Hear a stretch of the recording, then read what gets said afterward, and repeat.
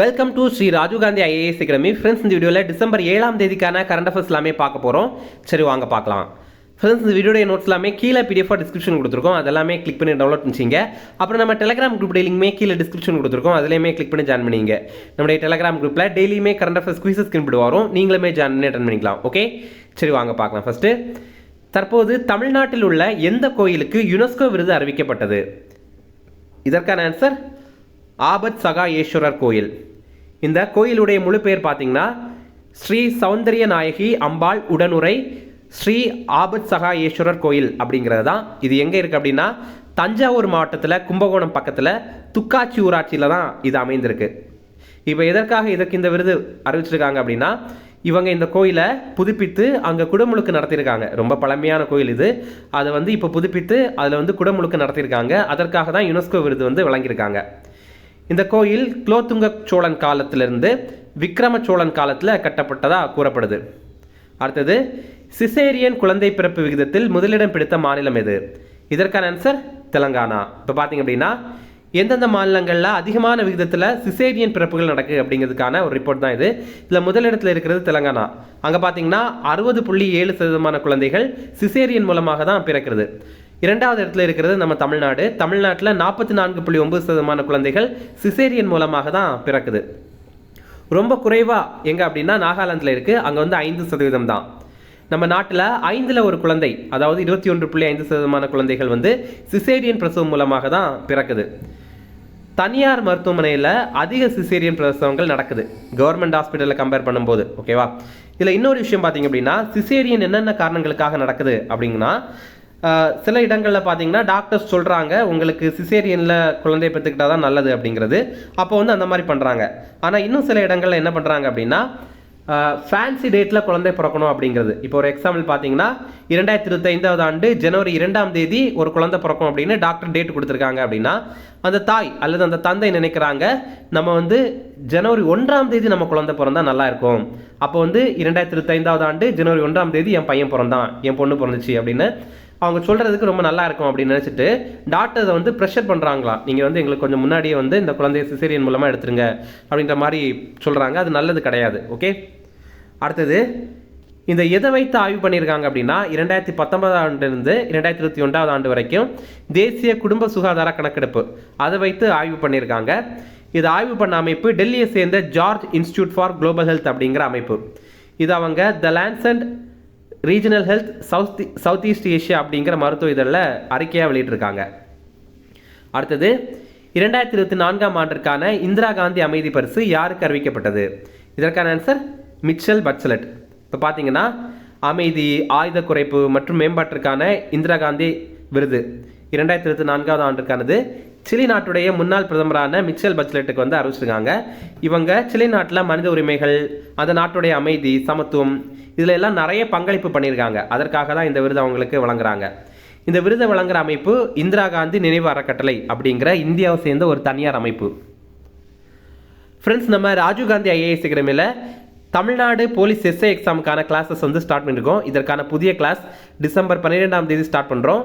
நம்ம இன்ஸ்டியூட்டில் open கோட்டாக்கும் classes இருக்குது, அதே மாதிரி டிபார்ட்மெண்டல் கோட்டாக்கும் கிளாஸஸ் இருக்குது. நம்ம இன்ஸ்டியூட்டில் ஆன்லைன் கிளாஸஸ் இருக்குது, அதே மாதிரி ஆஃப்லைன் கிளாஸஸே இருக்குது. நீங்கள் நேரடியாக படிக்கணும் அப்படின்னா சென்னையில் அண்ணா நகரில் நம்ம இன்ஸ்டியூட் இருக்குது, அங்கே படிக்கலாம். அதே மாதிரி பார்த்தீங்கன்னா நம்ம இன்ஸ்டியூட்டில் வீக்கெண்ட் பேச்சஸ் கூட அவைலபிளாக இருக்குது. நீங்கள் அதில் கூட ஜாயின் பண்ணி படிக்கலாம். அதே மாதிரி சிவில் ஜட்ஜ் எக்ஸாமுக்கான பிலிம்ஸ் மற்றும் மெயின்ஸ் கிளாஸஸ் ஸ்டார்ட் பண்ணியிருக்கோம். இதற்கான புதிய கிளாஸஸுமே டிசம்பர் 12ஆம் தேதி ஸ்டார்ட் பண்ணுறோம். இதற்கான கிளாஸுமே ஆன்லைன் கிளாஸும் இருக்குது, அதே மாதிரி நேரடியான கிளாஸஸும் இருக்குது. இது சம்மந்தமாக உங்களுக்கு ஏதாவது தகவல் தரணும் அப்படின்னா ஸ்க்ரீனில் தெரியுற 2 நம்பருக்கு கால் பண்ணி பேசிக்கலாம். அடுத்தது, விவசாயிகளுக்கு வழங்கப்படும் பிணை இல்லா கடன் உச்சவரம்பை ஆர்பிஐ எவ்வளவாக அதிகரித்துள்ளது? இதற்கான ஆன்சர் ரூபாய் 2 லட்சம். இதுவரைக்கும் பார்த்தீங்க அப்படின்னா விவசாயிகளுக்கு பிணை இல்லாத கடன் ரூபாய் 1.6 லட்சம் வரைக்கும் தான் வங்கிகள் கொடுக்க முடியும். இப்போ ஆர்பிஐ அதை ரூபாய் 2 லட்சமாக அதிகரிக்கிறதுக்காக வலியுறுத்தியிருக்காங்க. 2010ஆம் ஆண்டில் விவசாயிகளுக்கான பிணை இல்லாத கடன் வரம்பு ரூபாய் 1 லட்சமாக உயர்த்தப்பட்டது. அப்புறம் 2019ஆம் ஆண்டில் அது 1.6 லட்சமாக உயர்த்தப்பட்டது.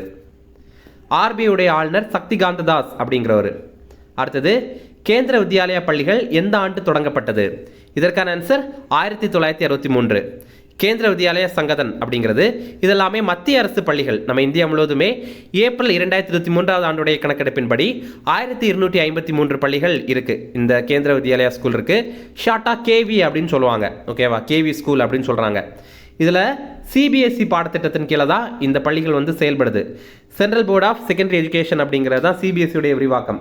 இதில் இன்னொரு சிறப்பு பார்த்தீங்கன்னா, இங்கே ஃபீஸ் எல்லாம் ரொம்ப கம்மியாக இருக்கும். பொதுவாகவே சிபிஎஸ்சி ஸ்கூல்ஸில் ஃபீஸ் எல்லாம் ரொம்ப அதிகமாக இருக்கும். 1 லட்சம் 1.5 லட்சம் அந்த மாதிரிலாம் இருக்கும். இங்கே வந்து ரொம்ப தரமான பயிற்சிகள் இருக்கும், நல்ல தரமான கல்வி கொடுப்பாங்க. ஆனால் ரொம்ப குறைவான ஃபீஸ்லேயே வழங்குவாங்க. அதே நேரம் இதில் எல்லாருமே எல்லாம் சேர முடியாது. ஃபஸ்ட்டு ப்ரியாரிட்டி யாருக்கு கொடுப்பாங்க அப்படின்னா, டிரான்ஸ்ஃபரபிள் சென்ட்ரல் கவர்மெண்ட் எம்ப்ளாயிஸுடைய குழந்தைகளுக்கு தான் கொடுப்பாங்க. யாரெல்லாம் டிரான்ஸ்ஃபர் ஆகக்கூடிய சென்ட்ரல் கவர்மெண்ட் எம்ப்ளாயிஸாக இருக்காங்களோ அவங்களுடைய குழந்தைகளுக்கு இது கொடுப்பாங்க.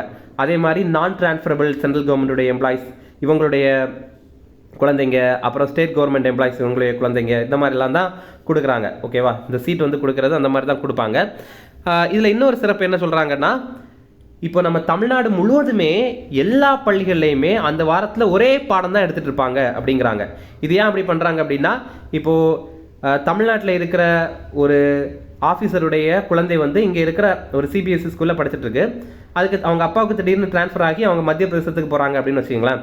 அங்கே இருக்கிற ஒரு சிபிஎஸ்சி ஸ்கூலில் அவங்கள ஜாயின் பண்ணாலுமே, அதாவது அங்கே இருக்கிற கேந்திர வித்யாலயாவில் அவங்கள ஜாயின் பண்ணாலுமே அவங்களுக்கு அதே பாடத்தில் வந்து கண்டினியூ ஆகணும் அப்படிங்கிறதுக்காக தான் இந்த மாதிரி பண்ணுறாங்க. ஓகே, இப்போ எதற்காக இது நியூஸில் வந்திருக்கு அப்படின்னா, தேனி, தஞ்சாவூர் இந்த 2 மாவட்டங்களையுமே இந்த கேந்திர வித்யாலயா பள்ளிகளை திறக்கிறதுக்காக மத்திய அமைச்சரவை ஒப்புதல் வழங்கியிருக்காங்க.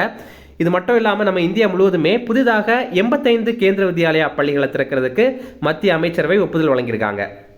அடுத்தது, ஐக்கிய நாடுகள் பொது சபை எந்த தினத்தை உலக தியான தினமாக அறிவித்தது? இதற்கான answer December 21. UNGA, United nation general assembly, இவங்க டிசம்பர் 21ஆம் தேதியை உலக தியான தினமாக அறிவிச்சிருக்காங்க. இந்தியா உட்பட சில நாடுகளுடைய கோரிக்கை தான் இந்த ஒரு கோரிக்கை. அதை தான் இப்போ அவங்க நிறைவேற்றிருக்காங்க.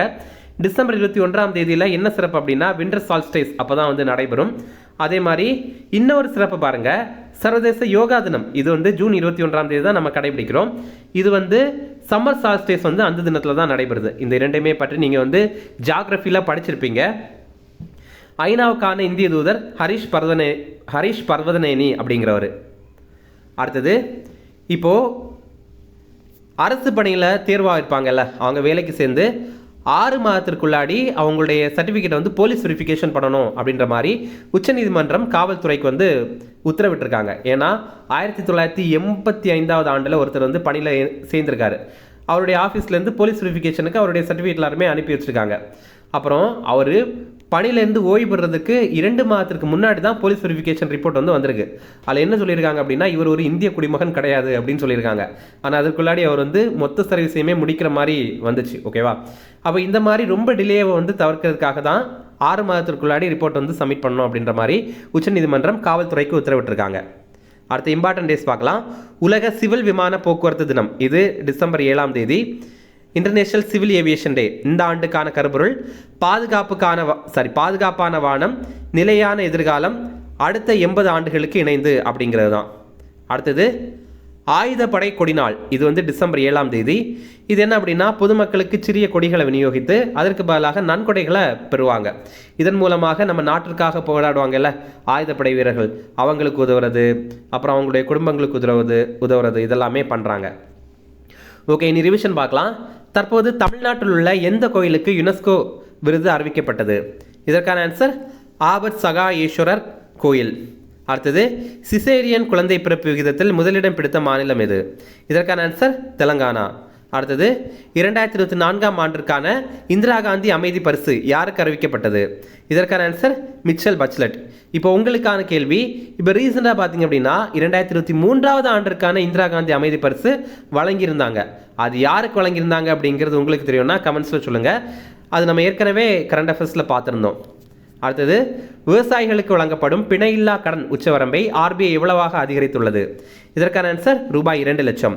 அடுத்தது, கேந்திர வித்யாலயா பள்ளிகள் எந்த ஆண்டு தொடங்கப்பட்டது? இதற்கான ஆன்சர் 1963. அடுத்தது, ஐக்கிய நாடுகள் பொது சபை எந்த தினத்தை உலக தியான தினமாக அறிவித்தது? இதற்கான ஆன்சர் டிசம்பர் 21. அவ்வளோதான் ஃப்ரெண்ட்ஸ், இந்த வீடியோ பிடிச்சிருந்தா கண்டிப்பாக லைக் பண்ணுங்கள். நம்மளுடைய சேனலுக்கு சப்ஸ்கிரைப் பண்ணி வச்சுங்க, உங்களுடைய நண்பர்களுமே ஷேர் பண்ணுங்கள். கண்டிப்பாக இது அவங்களுக்கும் பயனுள்ளதாக இருக்கும். Okay, thank you. Chennai Shri Rajiv Gandhi IAS அகாடமில UPSC, TNPSC Group 1, Group 2 மற்றும் TNPSC civil judge, APP exam உட்பட police sub inspector, field surveyor, land draftsman ஆகிய பணிகளுக்கான சிறப்பு கோச்சிங்ல ஜாயின் பண்ணுங்க. 100% பாஸ் பண்ணுங்க, அரசு அதிகாரி ஆயிடுங்க.